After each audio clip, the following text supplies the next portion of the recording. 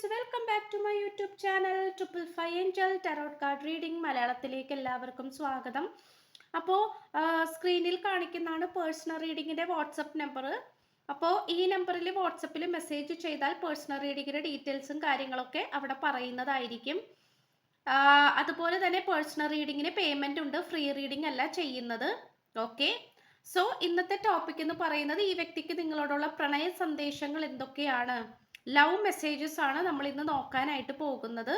അപ്പൊ ഈ വ്യക്തിക്ക് നിങ്ങളോട് പ്രണയാർദ്രമായിട്ട് പറയാനുള്ള കാര്യങ്ങളൊക്കെ എന്തൊക്കെയാണ്, ഈ പേഴ്സന്റെ കറണ്ട് എനർജി, ഓവറോൾ എനർജിയാണ് നമ്മൾ നോക്കുന്നത്.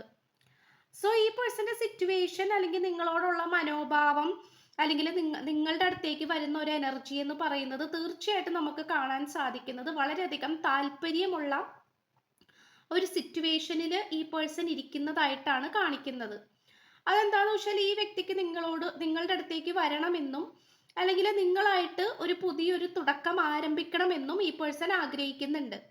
കാരണം എന്താന്ന് വെച്ച് കഴിഞ്ഞാൽ നിങ്ങളായിട്ട് കണ്ടുമുട്ടിയിട്ടുള്ള ആ ഒരു നിമിഷം മുതൽ തൊട്ട് തന്നെ ഈ വ്യക്തിയുടെ ഹൃദയത്തിൽ സ്ഥാനം പിടിച്ച ഒരു വ്യക്തിയാണ് നിങ്ങൾ. മനസ്സിലായോ?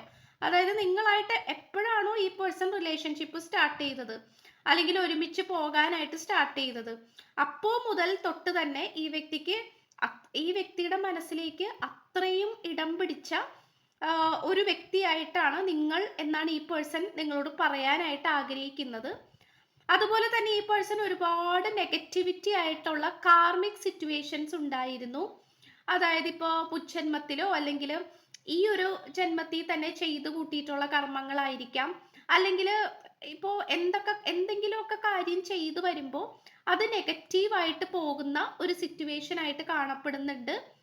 പക്ഷെ അത്തരം നെഗറ്റീവായിട്ടുള്ള ടോക്സിസിറ്റി ആയിട്ടുള്ള സിറ്റുവേഷനിൽ തീർച്ചയായിട്ടും എന്താണ് ഈ പേഴ്സണ് പുറത്തേക്ക് കടക്കാൻ സാധിച്ചു എന്നുള്ളതാണ് കാണിക്കുന്നത്. കാരണം പലതരത്തിലുള്ള നെഗറ്റീവ് സിറ്റുവേഷൻസ് ഉണ്ടായിരുന്നു. അതായത് ഈ പേഴ്സന്റെ ഒരുപക്ഷെ സ്വന്തം അച്ഛനും അമ്മയിൽ നിന്നും പോലും നെഗറ്റീവായിട്ട് അനുഭവിക്കേണ്ടി വന്ന സാഹചര്യം, അല്ലെങ്കിൽ ഈ പേഴ്സന്റെ പഠനകാലത്തായിരിക്കാം, ജോലി ചെയ്യുന്ന സ്ഥലത്തായിരിക്കാം, അല്ലെങ്കിൽ കുട്ടിക്കാലത്തായിരിക്കാം ഒരുപാട് ട്രോമകൾ അനുഭവിച്ചിട്ടുള്ള ഒരു പേഴ്സൺ ആയിട്ട് കാണിക്കുന്നുണ്ട്.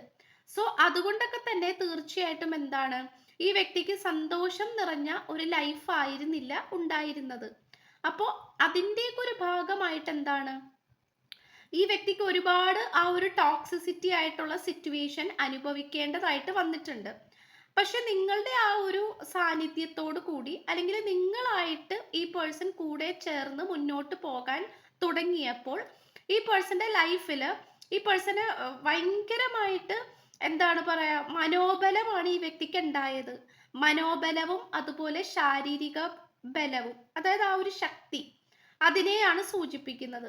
സോ അത് തീർത്തും ഉണ്ടായിരുന്നു എന്ന് തന്നെയാണ് കാണിക്കുന്നത്.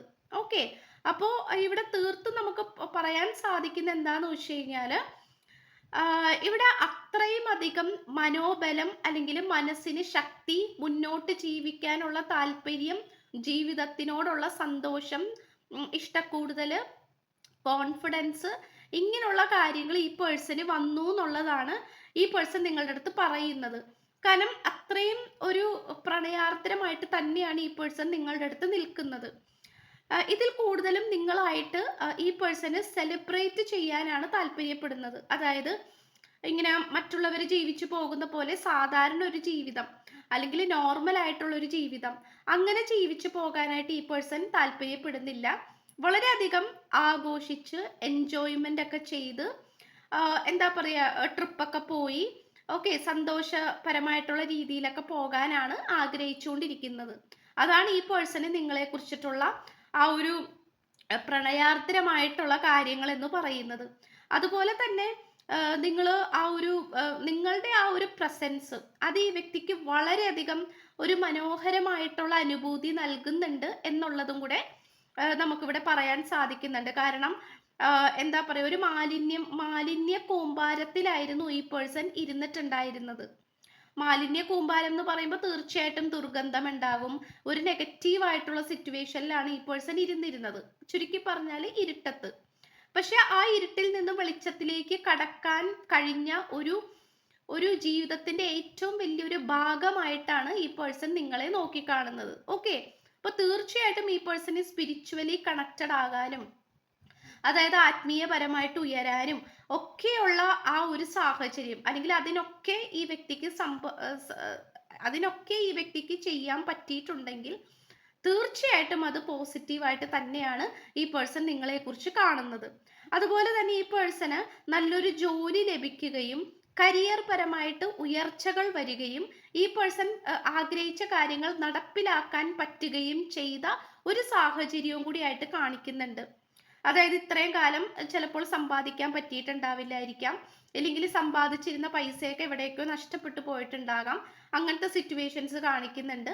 സോ അതുകൊണ്ട് തന്നെ തീർച്ചയായിട്ടും എന്താണ്, ഈ വ്യക്തിക്ക് എന്താണ് സമ്പാദിക്കാനും ജീവിതത്തിനോടുള്ള മുഴുവനായിട്ടുള്ള കാഴ്ചപ്പാടും എന്താണ് മാറി കിട്ടിയിട്ടുണ്ട്. അതായത് പണം സമ്പാദിക്കണം, ലൈഫിനെ കുറിച്ച് ജീവിതം നോക്കണം, അതാണ് ഏറ്റവും ഇമ്പോർട്ടൻറ്റ്. ആ ഒരു രീതി ജയിക്കണം എന്നുള്ള ആ ഒരു മനോഭാവം ഈ പേഴ്സണ് വന്നിട്ടുണ്ട് എന്നുള്ളതാണ് കാണിക്കുന്നത്. അപ്പൊ തീർച്ചയായിട്ടും നിങ്ങളോടുള്ള മനോഭാവം എന്ന് പറയുന്നത് അത്രയും പോസിറ്റീവായിട്ടാണ് കാണിക്കുന്നത്. ഓക്കെ, വളരെ സ്ട്രെങ്ത് ആണ് നിങ്ങളുടെ അടുത്തേക്ക് വരുന്ന ഈ പേഴ്സന്റെ മനോഭാവവും ചിന്തയും സ്നേഹവും കരുതലും എല്ലാം സ്ട്രെങ്ത്. അതായത് 10ൽ 10 പൊരുത്തം എന്നൊക്കെ നമ്മൾ പറയില്ലേ, 10/10 ഈ പേഴ്സൺ നിൽക്കുന്നത്, ഈ പേഴ്സന്റെ എനർജി.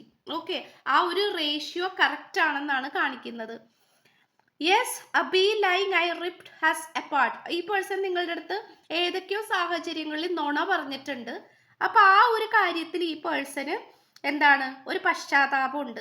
ഓക്കെ, അങ്ങനെ പറഞ്ഞു പോയല്ലോ. പക്ഷെ എന്തായാലും ഈ പേഴ്സൺ എന്തെങ്കിലും തരത്തിലുള്ള നുണകൾ നിങ്ങളുടെ അടുത്ത് പറഞ്ഞിട്ടുണ്ടെങ്കിൽ തീർച്ചയായിട്ടും അത് ഈ പേഴ്സൺ എന്താണ് അത് തിരുത്തി പറഞ്ഞോളും. Okay, yes, I always feel connected to you. Yes, ഇവിടെ ഒരു സോൾ കോൺട്രാക്ട് ഉണ്ട്.